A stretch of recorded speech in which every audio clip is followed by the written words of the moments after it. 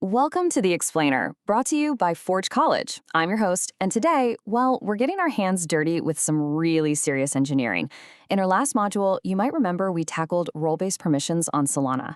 But today, we're shifting gears right back to Ethereum to build the absolute bedrock of a solid smart contract workflow. We're talking about setting up test environments and automation. Let's just dive right in. Ah, yes, but it works on my machine. Seriously, it's the developer's oldest, most frustrating nemesis. You know the drill, right? You write your contracts, you run your tests locally, everything is perfectly green. And then your teammate pulls the code, and boom, their terminal lights up like a Christmas tree of red airs. Why does this happen? Well, it's because of the sheer chaos of unpredictable local setups. We're talking mismatched node versions, rogue network configs, leftover database states. Honestly, it's an absolute nightmare. We've got to escape this flaky manual setup. It's like building on a precarious house of cards where you manually start a node, run a specific script, and just cross your fingers. Instead, our goal today is building the perfect testing machine. We are going to engineer a fully automated test environment. Think of it as a meticulously designed, totally predictable invention that cures the headache of manual configuration once and for all. Okay, so here's our blueprint for this explainer. 1. From Solana to the pipeline. 2. Why reproducible environments actually matter. 3. The essential artifacts. 4. Building that orchestration script. 5. Seeding the predictable state. And finally, 6. Validating your automated run. All right, let's kick things off with Section 1, from Solana to the pipeline, bridging the gap. Now, there's this absolutely crucial rule in engineering, and it goes like this. Repeatability and isolation are only useful when the environment that runs them is predictable. Mocks are great, right? But honestly, what good is a perfectly isolated mock if the local node simulator underneath it boots up completely differently every single time you run it? Before we can even think about measuring code coverage or writing complex tests, we literally have to engineer a reliable foundation. Moving into Section 2, why reproducible environments matter. It's time to stop the chaos. So what does success actually look like here? Well, a reproducible environment is a local setup where your mocks, your test runners, and your reporting tools start identically every single time. And I mean every time, across any machine or continuous integration system. We want to completely eliminate those hours wasted debugging local differences. Basically, if it fails on your machine, it should fail exactly the same way on CI. No surprises.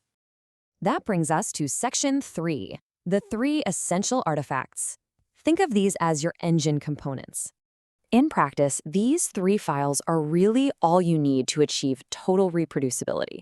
First up, run-tests.sh. This is your orchestration script that boots the node, runs the tests, and tears everything down. Second, seed fixtures.js. This is for your deterministic state, setting exact balances so the environment starts perfectly identical every time. And third, hardhat.config.js, which points your runner directly to the local node. Organizing these cleanly is exactly how Forge College programs set engineering teams up for long-term success. It's like having a perfectly organized toolbox. Up next, Section 4, building the orchestration script. Let's assemble this thing. Your orchestration script, run-tests.sh, essentially acts as the main ignition switch. Its sequence is kind of like directing a tiny, hyper-efficient robotic workforce on a factory floor, pulling levers in the exact right order. Step 1, start the local node simulator in the background. Step 2, wait for readiness. You absolutely need a health check here, otherwise your tests might crash before the node is even fully awake. Step 3, seed the fixtures. Step 4, run the tests and collect your coverage artifacts. And Step 5, guys, this one is incredibly crucial, tear down. You must kill that background node process. If you don't, you'll definitely regret it. So here are a few practical pro tips for making that orchestration script totally bulletproof. First, use an embedded simulator like Hardhat Network or Anvil for speed. Trust me, they start up way faster than those bulky externalized containerized nodes. Second, include curl health checks and retries in your wait for readiness step. And finally, add a -no teardown flag. Why? Well, if a test fails, you don't want the node to instantly vanish. You want to leave it running so you can interactively debug the state. Leaving orphan processes running in the background accidentally is a total nightmare, sure, but intentionally keeping them alive for debugging, now, that is a real developer superpower. Moving right along to Section 5, seeding the predictable state. Let's talk calibration. our beautifully assembled engine still needs the right predictable fuel to actually function. This is where deterministic seeding comes in. It's basically using known private keys to deploy minimal fixtures and set account balances to an exact, repeatable baseline.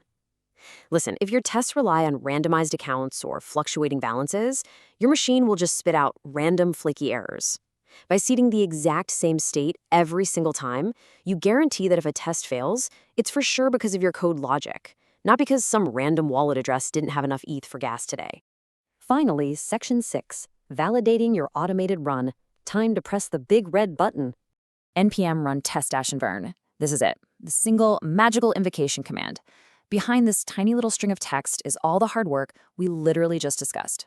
When you execute this, it triggers your shell script, spins up the node, waits, seeds, tests, and cleans up. The whole shebang. It's one command to rule the entire pipeline. But how do you know it actually worked perfectly? Well, here is your exact debugging checklist to validate that the pipeline ran flawlessly. First, you should see the node simulator logging its startup in the console. Next, the test summary output should stream nicely right to the terminal. Then, an exit code of 0 is returned, signaling total success to your CI system. And finally, a coverage or test results directory is automatically generated in your project. If you have all 4 of these things, your testing machine is running perfectly.